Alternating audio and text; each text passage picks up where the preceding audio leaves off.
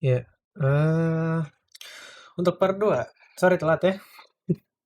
Apa namanya, kemarin kita sudah bahas mengenai dasar-dasarnya si agregat demand dan agregat supply. Terus kemarin, di akhir kelas tuh gue bilang bahwa part 2-nya itu akan, ngebahas mengenai interaksi antara agregat demand sama agregat supply itu sendiri. Kemarin tuh, sempat kepotong karena ya gue disuruh matiin komputer. Di bagian agregat supply ya. Jadi agregat supply, ketika agregat demand itu cuma punya satu, dia punya agregat demand itu cuma downward sloping doang gitu kan. Price level, gue terus APL aja ya. Nah, kalau untuk agregat supply itu dia punya dua kan, ada yang long run, ada yang seperti supply biasa, itu short run. Nah, bedanya apa ya tadi kalau long run itu kita ngomonginnya jangka panjang gitu kan, apa ya, terdiri dari titik-titik di jangka pendek gitu kan. Terus, sudah ada banyak perubahan lah. Jadi kayak ada jangka pendek, jangka pendek, jangka pendek, jangka pendek, yang mana mereka saling, eee, apa ya, berinteraksi satu sama lain jadi jangka panjang begitu. Nah, eee, kan longeran agregat supply itu tadi katanya sudah mencapai natural rate of output. Jadi outputnya tuh udah mentok, di mana udah mencapai, apa ya, kayak kondisi yang paling optimal lah begitu. Nah, kalau mau kelebihan nggak bagus, kekurangan juga nggak bagus, optimalnya ada di titik itu. Sehingga pertanyaannya adalah gimana cara meningkatkan long run agregat supply ini? Gitu. Biasanya pertanyaannya begitu, apa namanya, tujuan dari sebuah perekonomian itu, pertumbuhannya nggak cuma jangka pendek, tapi di jangka panjang. Karena kalau jangka pendek itu bisa jadi cuma karena sebentar aja terus nanti akan kembali lagi. Gimana sih cara meningkatkan kondisi optimal ini gitu? Gimana caranya kita optimal di titik yang lebih tinggi? Eee, Bisa terjadi karena beberapa hal,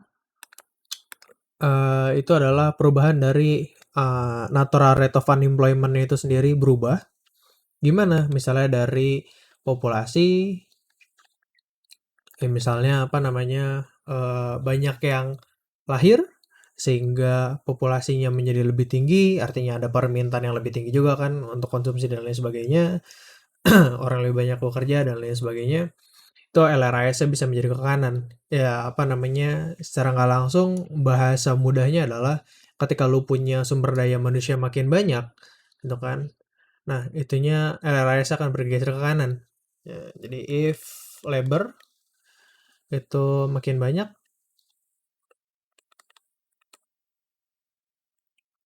nah LRAS-nya dari satu dia akan bergeser ke LRAS 2 gitu. Jadi misalnya natural rate of unemployment-nya memang tetap 5% misalnya, cuma 5% dari labor yang semakin banyak, eh, artinya kan si pekerjanya juga makin banyak ya untuk nominalnya. Jadi misalnya awalnya ada 100 pekerja, 5% yang nganggur, 5 orang. Itu kan jadi yang kerja 95. Kalau ada 200, yang kerja itu ada 190. Tetap lebih banyak kan, sehingga ya outputnya lebih banyak lah. Itu mudahnya seperti itu. Cuma ketika kita ngomongin nanti in real life case-nya, ceritanya sebenarnya agak berbeda sedikit. Bisa seperti itu. Nah, perubahan populasi ini bisa karena apa? Bisa karena misalnya migrasi, migrasi, perpindahan penduduk atau urbanisasi. Terus misalnya ada hubungannya sama fertilitas, kelahiran, atau kematian, mortalitas. Terus kemudian ada change in capital. Kita sudah membahas mengenai si capital ini gitu kan. Ketika lu punya capital yang makin banyak gitu kan, eh, produktivitas dari perorangannya, per labornya itu jadi meningkat, gitu kan. Jadi katakanlah awalnya orang di tingkat LRS 1 ini bener-bener nggak punya capital sama sekali, jadi nebang pohon masih pakai tangan, wah gimana? Ditambol kayak Minecraft gitu kan. Terus kemudian diperkenalkan kapak, terus berlanjut lagi apa namanya gergaji, gergaji mesin dan lain sebagainya. Nah, itu kan memungkinkan output lu jadi lebih banyak, ya kan? Nah, jadi, perkembangannya itu masif. Nah, change in capital, lu punya lebih banyak capital. Change in human capital, pengetahuan.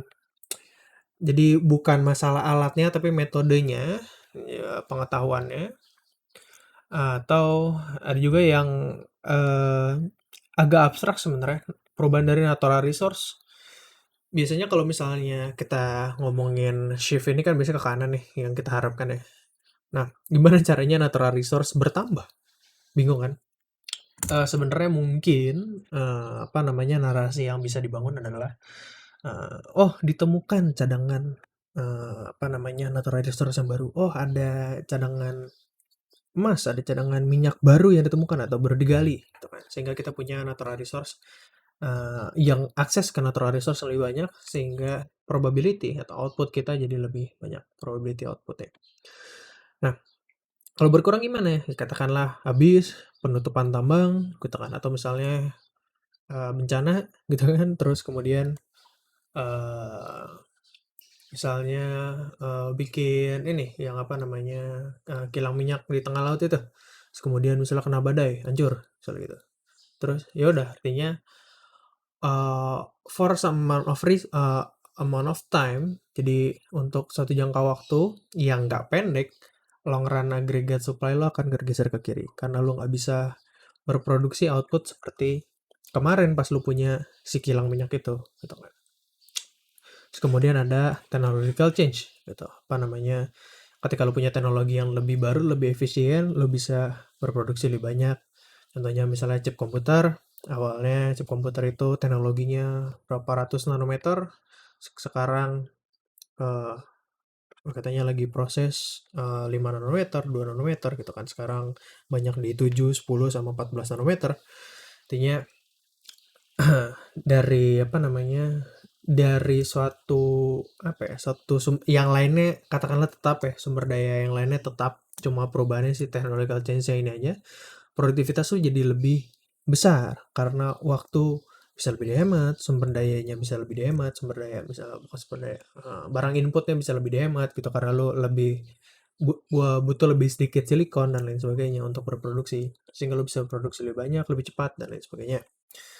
Nah, jadi LRAS tuh bisa berubah karena ini nih, perubahan dari populasi, capital, human capitalnya, kualitas sumber daya manusianya, natural resource, dan teknologi.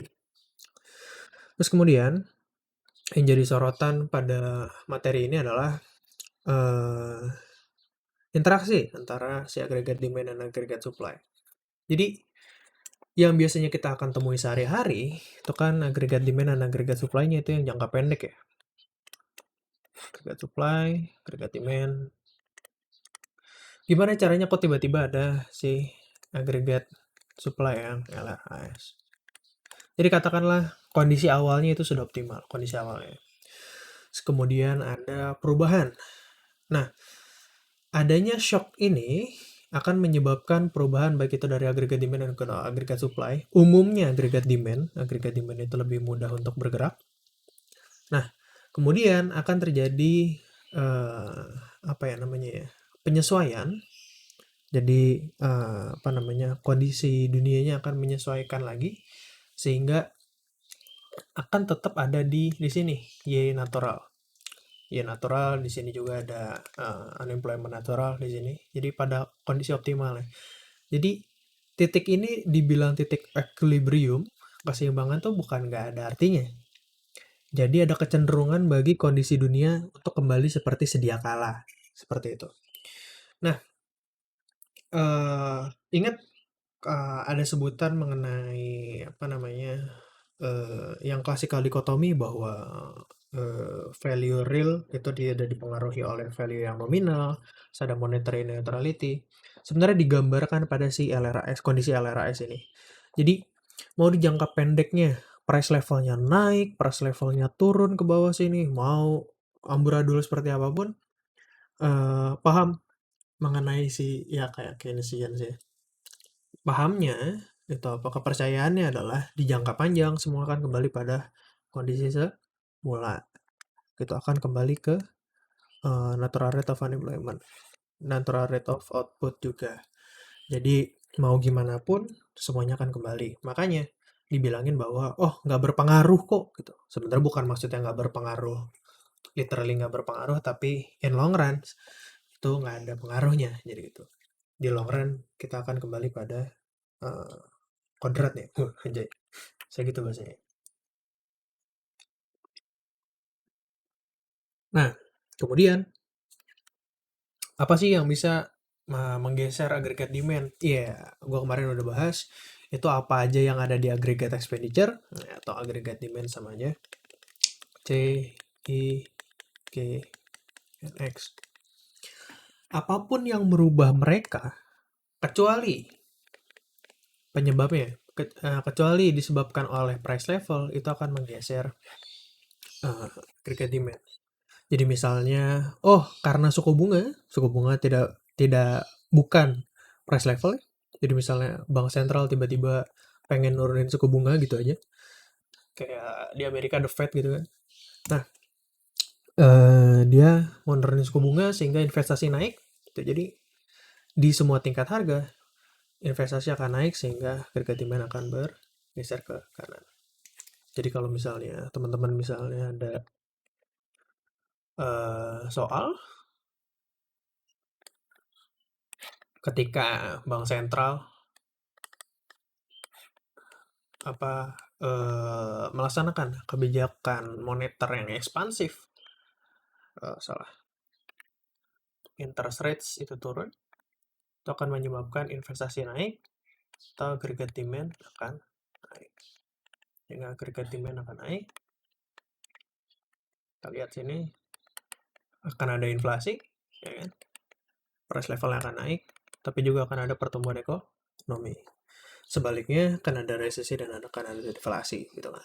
Kalau misalnya pemerintah ingin apa namanya kebijakan defisit, biasanya orang agak bingung kebijakan defisit itu maksudnya apa. Kebijakannya jadi ekspansif lah intinya. Jadi banyak-banyakin belanja, ngurang-ngurangin pendapatan. Aneh ya. Nah, atau misalnya karena di negara tetangga atau negara mitra dagang, dia lagi tajir, negara mitra lagi tajir, artinya mereka akan banyak belanja ke negara kita, so kan? Gue lagi banyak duit nih, gue pengen beli banyak barang, gitu kan? Artinya net ekspor itu naik, agregat demand akan naik. Seperti itu. Kalau negara mitra kita lagi kesulitan ekonominya, ya artinya mereka akan belanja lebih sedikit, artinya ekspor kita turun, net ekspor kita turun. Nah, kemudian gimana sih interaksi antara agregat demand dan agregat supply di jangka pendek ini itu uh, menjadi ada hubungannya dengan jangka panjang. Nah, ini dapat dijelaskan sebenarnya dengan konsep uh, apa ya, ekspektasi harga.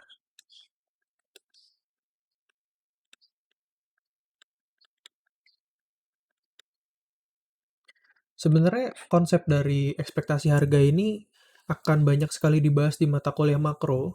Gue tahu untuk sebagian besar dari kalian, nggak sebagian besar juga sih, sebagian dari kalian mata kuliah makro ini merupakan mata kuliah yang pilihan, seingat gue.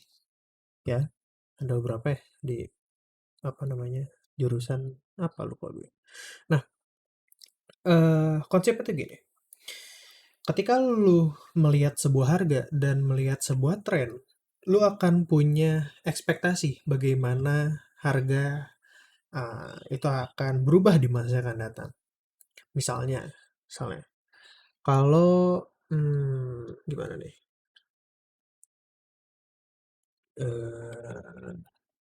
Gue cari contoh. Nah, misalnya gini aja deh. Ini sebagai contoh aja. Oh, dari 30 April. 30 April tuh kira-kira sebulan yang lalu.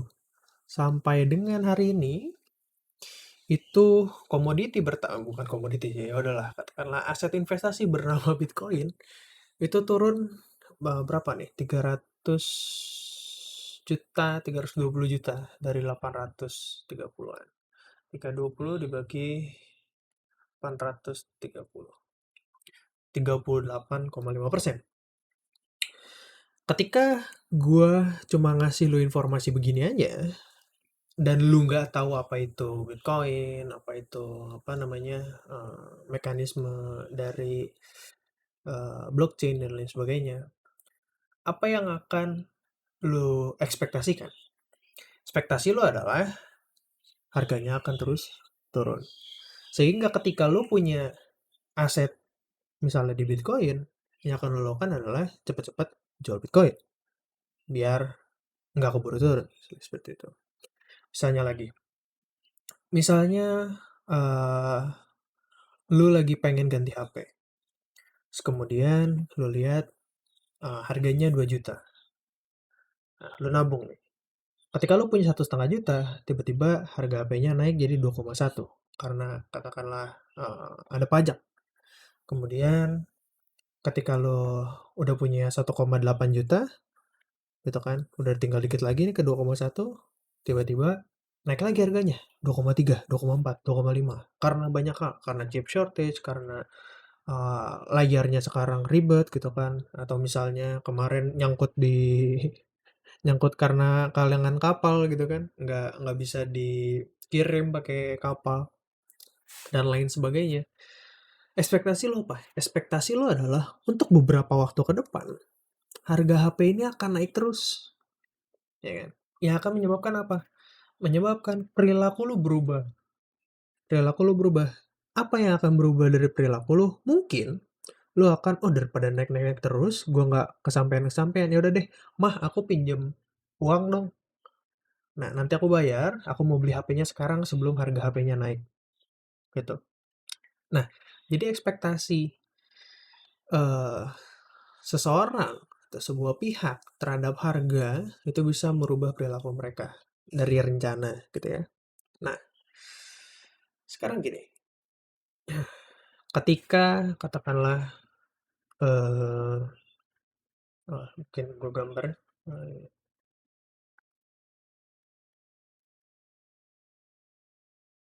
Y price level, agregat supply, agregat demand. Nah, ekspektasi harga ini akan kita hubungkan dengan permintaan upah. Ketika orang expect, ya, ketika orang expect bahwa harga di masa yang akan datang itu akan mengalami kenaikan daripada harga sekarang. Nah, yang akan terjadi adalah mereka menyadari bahwa, wah, nanti gue akan semakin tidak sejahtera, ya kan? Apa namanya, welfare gue akan turun. Apa yang akan mereka lakukan ketika welfare turun? Welfare mereka turun. Mereka akan minta kenaikan gaji. Upahnya, upah kerja gue, kalau lu nggak naikin, gue akan makin lama, 2-3 tahun ke depan, gue akan makin miskin. Itu kan sebenarnya yang terjadi di Indonesia, banyak banget demo buruh, walaupun sebenarnya apa namanya, upah minimum itu udah ini ya, udah dikoreksi terhadap inflasi dan juga pertumbuhan ekonomi. Nah, jadi ceritanya gitu, ketika ada perubahan ekspektasi harga, itu bisa, ketika ada ekspektasi harga yang berubah, itu bisa merubah perilaku lu. Terus kemudian, apa namanya, ini akan kita kaitkan pada kasus ini kita akan kaitkan kepada permintaan upah atau upah di pasar tenaga kerja. Nah, katakan misalnya tadi si bank sentral itu kebijakan ekspansif, expansionary, ekspansif yang ini adalah agregat demand 2. Yang akan terjadi adalah inflasi, pertumbuhan. Tadi udah ya. Nah, ketika lu dihadapkan kepada inflasi, wah harga-harga naik nih kan. Yang akan terjadi adalah ekspektasi lu terhadap harga dia yang akan datang lo akan menganggap bahwa oh artinya harga yang di masa yang akan datang akan naik. Nah, sehingga menyebabkan apa? Menyebabkan eh, para pekerja ini akan meminta upahnya naik, ya kan? Nominal wage-nya naik. Itu kan yang dilakukan kan. Tujuannya apa? Tujuannya adalah agar welfare-nya terjaga, at least tetap nggak turun gitu kan, atau welfare-nya meningkat. Nah, permintaan ini ketika wage nominal itu naik, itu akan menyebabkan apa? Biaya produksi naik. Sehingga short run aggregate supply itu akan bergeser ke kiri. Nah, mungkin gue tulisnya ke bawah ya. Nah, sampai mana dia bergeser ke kiri? Sampai ke sini.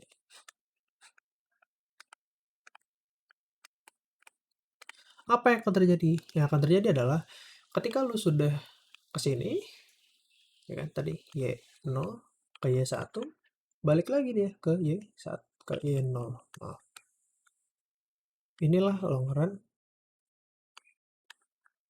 aggregate supply. Jadi apa sih maksudnya? Jadi maksudnya kebijakan-kebijakan yang dasarnya nominal itu cuma akan menyebabkan perubahan nominal aja, cuma ngerubah tingkat harga aja, inflasi, sini inflasi lagi. Sementara nyatanya, realnya, itu kan variabel realnya, variabel outputnya itu nggak berubah.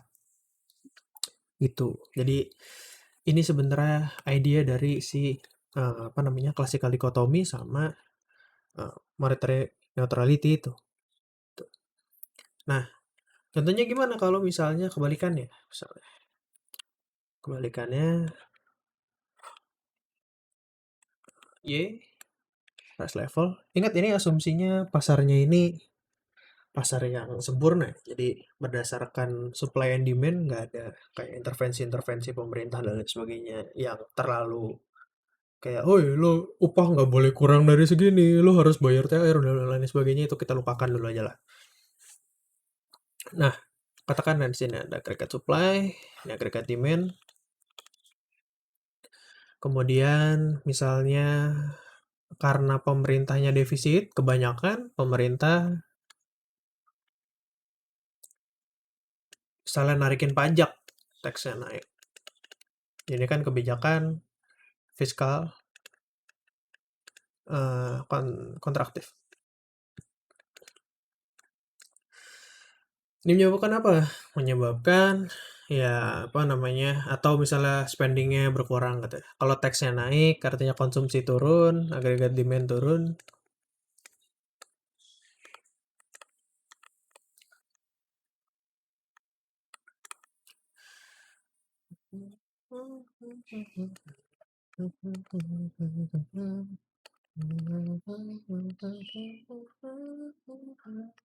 Yang akan terjadi apa? Terjadi adalah tingkat harga akan turun, terus kemudian resesi.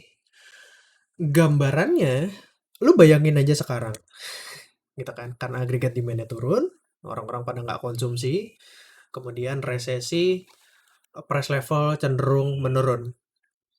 Nah, kemudian apa yang akan terjadi? Yang akan terjadi adalah, lu lihat banyak bisnis-bisnis kecil, ya bisnis gede dan bisnis-bisnis kecil, itu terdampak karena nggak banyak yang beli, dan omsetnya turun.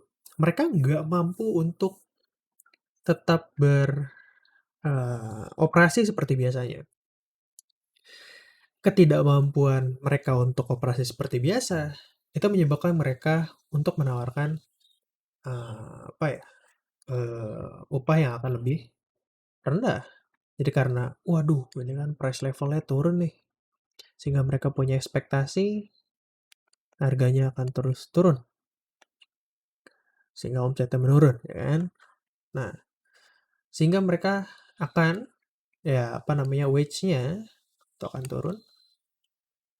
Ketika wage turun, itu sebenarnya biaya produksinya lebih murah, sehingga di tiap-tiap tingkat harganya kan mereka bisa produksi lebih banyak, sehingga SRAS akan geser ke kanan. Geser ke kanan sampai mana? Sampai balik lagi ke sini.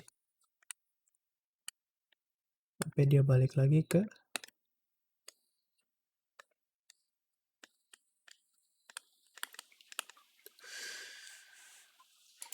itu. Eh sebenarnya si ini itu nggak dibahas secara mendalam di apa ya? Di PE, di buku. Gua nggak nemuin yang ngejelasin itu sih. Cuma ini kayak apa ya?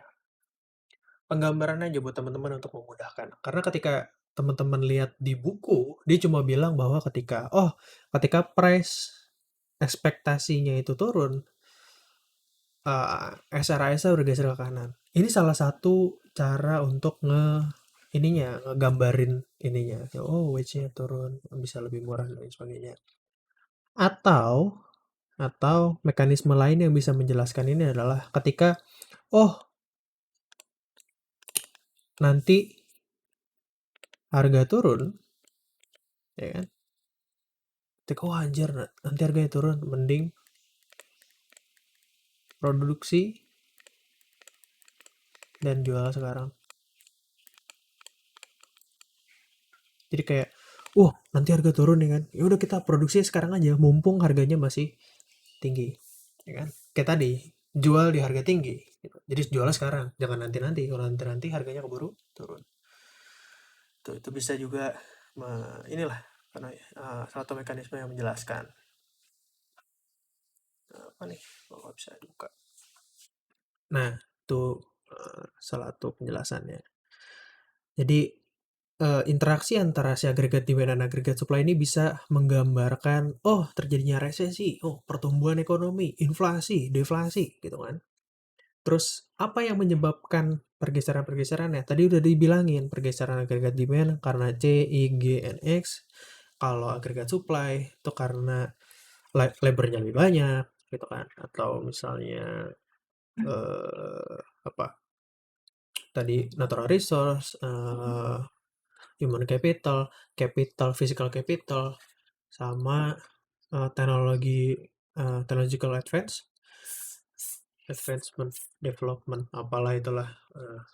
Nah, itu yang bisa meningkatkan si ini apa namanya agregat supply. Nah, kemudian apa namanya? Tapi interaksi antar mereka ini itu akan saling ya awalnya misalnya katakan tadi agregat demand-nya menurun, udah sampai situ aja. Ketika lu diminta untuk menjelaskan ke jangka panjangnya, ketika nggak ada informasi-informasi lainnya, ya lu lu perlu meng-cancel out ininya apa namanya efeknya di Y gitu. Oh kalau sini kan, oh ini Y-nya turun, kita akan naikin lagi. Naikinnya gimana ya? Cara ke kanan. Gampangnya sih gitu kalau misalnya di ujian ya. At least gambar lu bener, nilai lu udah ada gitu kan. Nggak nol untuk soal tersebut. Itu. Mana nih?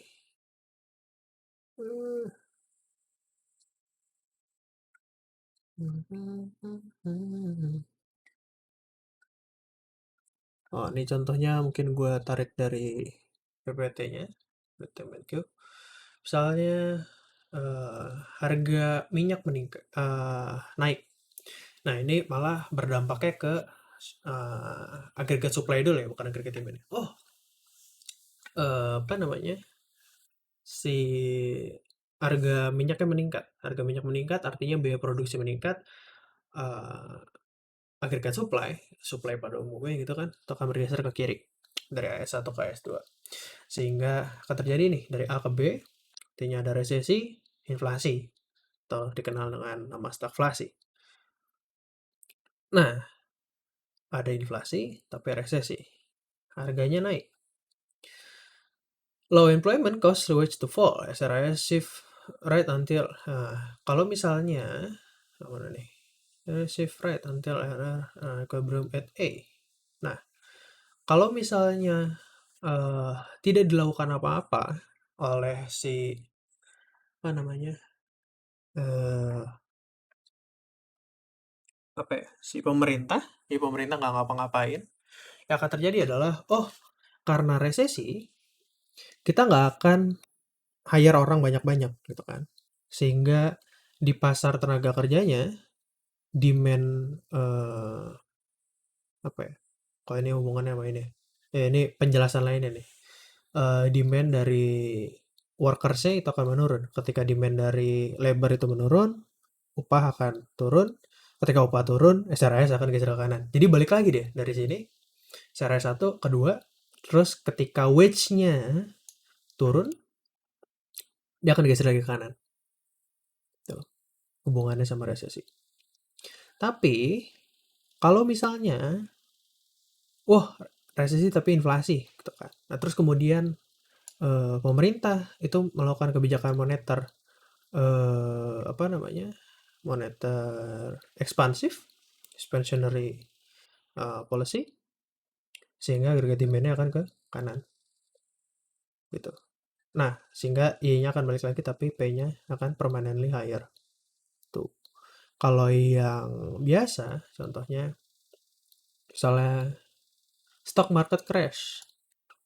Ketika ya kayak sekarang nih, apa namanya, saham lagi bermerah, itu kan investasi di cryptocurrency merah, orang pendapatannya berkurang artinya kan. Nah, itu kan mempengaruhi C.